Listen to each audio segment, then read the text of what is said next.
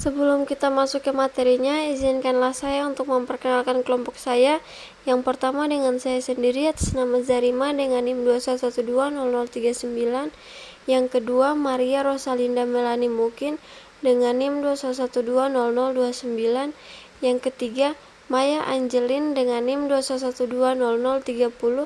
Yang keempat Monica Ananda Putri dengan NIM 21120016.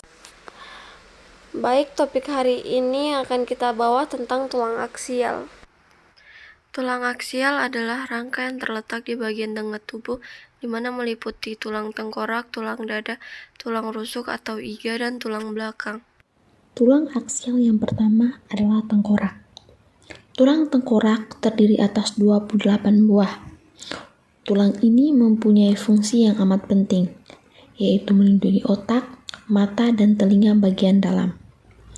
Tulang tengkorak memiliki fungsi lain, membentuk wajah seperti tulang pipi, tulang hidung, tulang rahang atas, dan tulang rahang bawah. Tulang tengkorak berhubungan dengan bagian atas tulang belakang. Tulang tengkorak dibedakan atas dua, yaitu kranium dan facial. Tulang kranium meliputi tulang osipital, tulang parietal, tulang temporal, dan tulang frontal. Pada tulang facial meliputi tulang sphenoid, tulang ethmoid, tulang maksila, tulang palatin, tulang nasal, vomer, zygomaticomaxillaris concarnasal inferior, tulang zigomatik, tulang lacrimal, mandibula, ocellis auditory, dan tulang hyoid. Tulang tengkorak. Yang pertama, tulang kepala atau tulang kranium. Kubah tengkorak yang terdiri dari tulang-tulang seperti tulang frontal atau tulang dahi, tulang parietal atau tulang ubun-ubun, tulang oksipital atau tulang kepala bagian belakang. Tulang tengkorak juga memiliki dasar yang terdiri dari tulang-tulang seperti yang pertama, tulang sphenoidalis atau tulang baji. Tulang yang terdapat di tengah-tengah dasar tengkorak dan berbentuk seperti kupu-kupu dengan 3 pasang sayap. Yang kedua, tulang ethmoidalis atau tulang tapis. Terletak di sebelah depan dari tulang sphenoidal di antara lekuk mata. Selain kedua tulang ini, di atas dasar tengkorak dibentuk pula oleh tulang-tulang lain seperti tulang kepala belakang, tulang dahi, dan tulang pelipis. Yang ketiga, samping tengkorak dibentuk oleh tulang-tulang seperti tulang pelipis atau tulang temporal, sebagian tulang dahi, tulang ubun-ubun, dan tulang baji. Pada tulang kranium tersusun atas 1 tulang dahi atau tulang frontal, 2 tulang ubun-ubun atau tulang parietal, 1 tulang kepala belakang atau tulang osipital, 2 tulang baji atau tulang sphenoidal, 2 tulang pelipis atau tulang temporal, 2 tulang tapis atau tulang ethmoidal. Yang berikutnya sutura. Sutura adalah tulang-tulang tengkorak kepala dihubungkan satu sama lain oleh tulang bergerigi.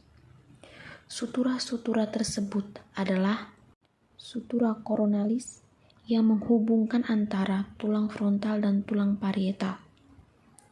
Yang kedua, sutura sagittalis yang menghubungkan antara tulang parietal kiri dan kanan. Yang ketiga, sutura lambdoidi atau lambdoidalis yang menghubungkan antara tulang parietal dan tulang oksipital. Tulang facial atau tulang pada bagian muka terbentuk dari beberapa tulang, yaitu 2 tulang rahang atas atau tulang maksila, 2 tulang rahang bawah atau tulang mandibula, 2 tulang pipi atau tulang zygomatikum, 2 tulang langit-langit atau tulang palatum, 2 tulang hidung atau tulang nosal, 2 tulang mata atau tulang lacrimal, 1 tulang lidah atau tulang hyoidium, 2 tulang air mata atau tulang laksrimal, 2 tulang rongga mata atau tulang orbita. Tengkorak pada manusia bentuknya lebih kecil dari tengkorak otak. Di dalam tengkorak wajah terdapat rongga-rongga yang membentuk rongga mulut atau cavum oris, dan rongga hidung atau cavum nasi, dan rongga mata atau orbita. Tengkorak wajah dibagi atas 2 bagian. Yang pertama, bagian hidung terdiri atas. Yang pertama, tulang mata, letaknya di sebelah kiri atau kanan pangkal hidung di sudut mata. 2. Tulang hidung yang membentuk batang hidung sebelah atas. 3.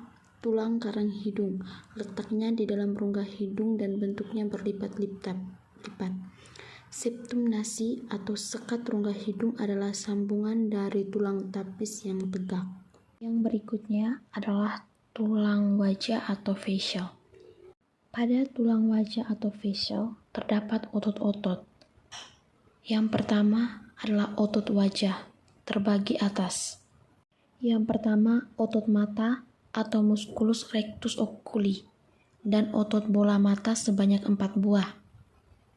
Yang kedua, musculus obliquus oculi, atau otot bola mata sebanyak 2 buah, fungsinya memutar mata. Yang ketiga, musculus orbicularis oculi, atau otot lingkar mata, terdapat di sekeliling mata. Fungsinya sebagai penutup mata atau otot sfinkter mata. Yang keempat, musculus levator palpebra superior, terdapat pada kelopak mata. Fungsinya menarik, mengangkat kelopak mata atas pada waktu membuka mata. Yang berikutnya, otot mulut, bibir, dan pipi, terbagi atas. Yang pertama, musculus triangularis dan musculus orbicularis oris, atau otot sudut mulut. Fungsinya menarik sudut mulut ke bawah. Yang kedua, musculus quadratus labii superior. Otot bibir atas mempunyai origo pengingkir lekuk mata menuju bibir atas dan hidung. Yang ketiga, musculus quadratus labii inferior. Terdapat pada dagu, merupakan kelanjutan pada otot leher. Fungsinya menarik bibir ke bawah atau membentuk mimik muka ke bawah. Yang keempat, musculus buccinator, membentuk dinding samping rongga mulut. Origo pada tenjung mandibula dan insersi musculus orbicularis oris. Fungsinya untuk menahan makanan waktu mengunyah. Yang kelima, musculus zygomaticus atau otot pipi. Fungsinya untuk mengangkat dagu mulut ke atas waktu tersenyum. Otot yang berikutnya adalah otot pengunyah atau otot yang bekerja waktu mengunyah. Pada otot ini terbagi atas. Yang pertama, musculus masseter. Fungsinya mengangkat rahang bawah pada waktu mulut terbuka. Yang kedua, musculus temporalis, fungsinya menarik rahang bawah ke atas dan ke belakang. Yang ketiga, musculus pterygoid, internus dan externus, fungsinya menarik rahang bawah ke depan. Otot yang terakhir adalah otot lidah. Pada otot ini sangat berguna dalam membantu panca indera untuk mengunyah. Otot ini terbagi atas. Yang pertama, musculus genioglossus, fungsinya mendorong lidah ke depan. Yang kedua, musculus styloglossus, fungsinya menarik lidah ke atas dan ke belakang. Tulang dada terdiri atas kepala badan dan ekor. Pada tulang dada melekat tulang rusuk yang terdiri atas 7 pasang tulang rusuk sejati, 3 pasang rusuk palsu, dan 2 pasang rusuk melayang. Tulang dada beserta tulang rusuk dan tulang punggung membentuk rongga dada yang di dalamnya terdapat organ penting, yaitu seperti paru-paru dan jantung. Tulang dada dan tulang rusuk. Nah, tulang dada ini termasuk tulang pipi yang terletak di bagian tengah dada pada sisi kiri dan kanan. tulang dada juga terdapat tempat lekat dari rusuk. Bersama-sama dengan rusuk, tulang dada juga memberikan perlindungan pada jantung, paru-paru, dan pembuluh darah besar dari kerusakan. Tulang dada tersusun atas 3 bagian, yaitu tulang hulu atau manubrium terletak di bagian atas dari tulang dada, tempat melekatnya tulang rusuk yang pertama dan kedua. Yang kedua, tulang badan atau gladiolus terletak di bagian tengah, tempat melekatnya tulang rusuk ketiga sampai ketujuh. Yang ketiga, tulang tajuk pedang atau skioid terletak di bagian bawah dari tulang dada. Tulang rusuk dibagi menjadi 3 bagian, yaitu yang pertama, tulang rusuk sejati berjumlah 7 pasang. Tulang-tulang rusuk ini pada bagian belakang berhubungan dengan ruas-ruas tulang belakang. Yang kedua, tulang rusuk palsu berjumlah 3 pasang. Tulang rusuk ini memiliki ukuran lebih pendek dibandingkan tulang rusuk sejati. Yang ketiga, tulang rusuk melayang berjumlah 2 pasang. Tulang rusuk ini pada ujung belakang berhubungan dengan ruas-ruas tulang belakang. Sedangkan ujung depannya bebas. Beberapa fungsi tulang rusuk melindungi jantung dan paru-paru dari goncangan, melindungi lambung, limpa dan ginjal, dan juga membantu pernapasan. Tulang belakang terdiri atas 33 ruas tulang yang dapat dibagi menjadi beberapa bagian, yaitu 24 ruas tulang belakang yang terdiri atas 7 ruas tulang leher atau vertebrae cervical, 12 ruas tulang punggung atau vertebrae thoracic, dan 5 ruas vertebrae lumbaris atau tulang pinggang, 5 ruas sakrum atau tulang selangkang, dan 4 ruas koksik atau tulang ekor. Ruas-ruas pada tulang sakrum dan tulang koksik telah menyatu semenjak masa embrio. Tulang belakang terdiri atas karpus atau badan yang memiliki 3 tonjolan spinalis atau processus spinalis, yaitu processus transversus, processus anterior, dan processus posterior. 3. Tulang belakang. Struktur tulang belakang terdiri dari 3 lengkungan alami yang berbentuk seperti huruf S jika dilihat dari samping. Ketiga lengkungan ini meliputi tulang belakang leher atau cervical, tulang punggung tengah atau torakal, dan tulang punggung bawah atau lumbal. Lengkungan pada tulang belakang penting untuk memberikan keseimbangan tubuh dan membantu kita berdiri tegak. Jika digabungkan, ketiga lengkungan tersebut memiliki 33 ruas tulang yang bertumpuk. Tulang-tulang ini kemudian dibagi menjadi beberapa bagian dengan penjelasan sebagai berikut. 1. Tulang leher. 7 tulang belakang pertama dari atas disebut dengan cervical. Tulang-tulang ini berada di belakang leher tepat di bawah otak. Tak hanya untuk menopang kepala dan leher, bagian atas tulang belakang yang berbentuk C ini juga mendukung kemampuan Anda untuk memutar, memiringkan, dan menganggukkan kepala. 2. Tulang punggung tengah. Di bawah cervical terdapat 12 tulang torakal yang dimulai dari dada bagian atas hingga punggung tengah. Tulang rusuk Anda menempel pada tulang-tulang ini.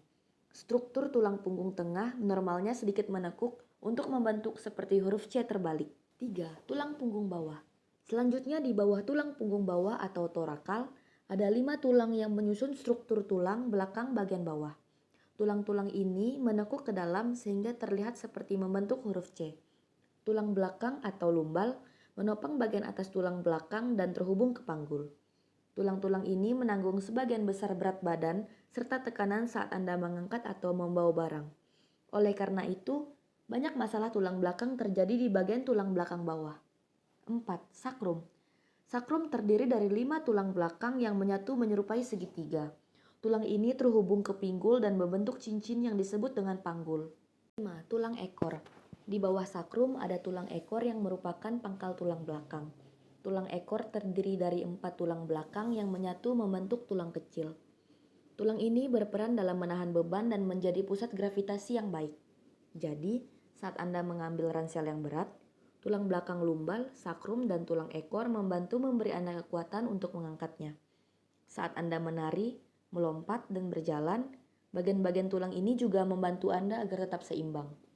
Di antara bagian tulang belakang ada beberapa jaringan yang terhubung satu sama lain, yaitu sendi facet, untuk menghubungkan setiap bagian tulang belakang serta memberikan fleksibilitas dan stabilitas pada tubuh. Diskus intervertebralis yaitu cakram kecil yang terbuat dari tulang rawan untuk mencegah struktur tulang belakang saling bergesekan dan menjadi bantalan bagi tulang punggung.